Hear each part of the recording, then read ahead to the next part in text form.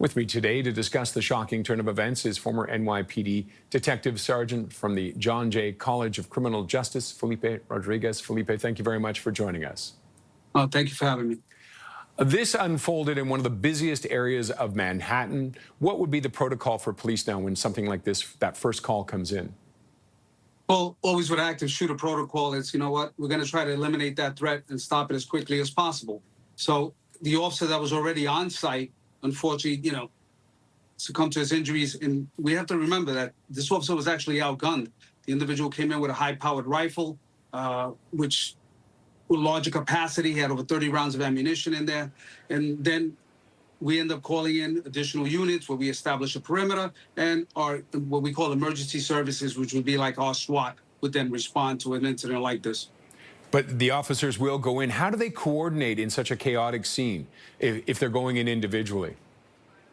Well, usually we try to do what we call a diamond formation. We try to get at least 4 officers to what we call do a tack-up formation, and which means we tactically enter the place. So if anything happens, we do have a clear vision, a 360-degree covering of the area that we're going into. So it's just, redundant, constant training, and especially the ESU units. It's almost like being in narcotics. We line up, we call stacking up, we prepare, and then we just go in with an overwhelming force. And I can only imagine it must be difficult because you're having to identify friend or foe. Yeah, it's rapid, it's quickly moving. You want to make sure there's nothing in anyone's hands, but you still need to get to, that active shooter or where the gunshots are coming from. The biggest part, which people don't realize, is guess what? You're walking past individuals that could be wounded, even your own friends or someone because you have to terminate that threat, and that is the biggest, thing that we need to get to. And especially on a building like this, we're talking more than 40 floors and some major corporate tenants. And I imagine they would have security and lockdowns. How do police try to get through that building? It's just where we hear the gunshots. Also, we do have a real-time crime center. So it's a unit that's specifically dedicated to being able to pull up CCTV, to go live immediately, to kind of take over CCTVs for certain buildings. It's like a level of cooperation that we have. Plus, the boots on the ground immediately will go to the private security that's there and access their CCTV system.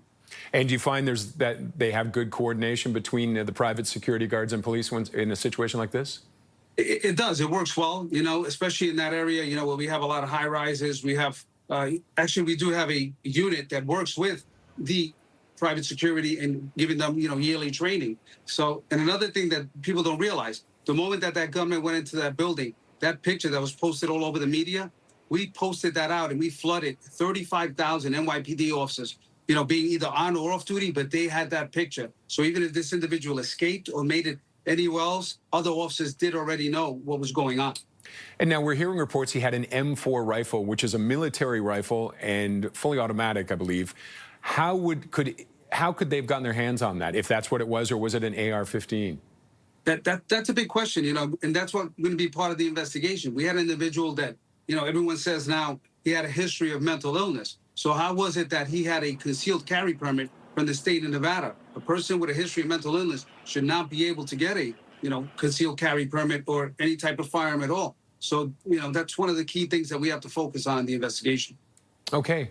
Thank you very much for joining us. We appreciate it, Felipe. My pleasure.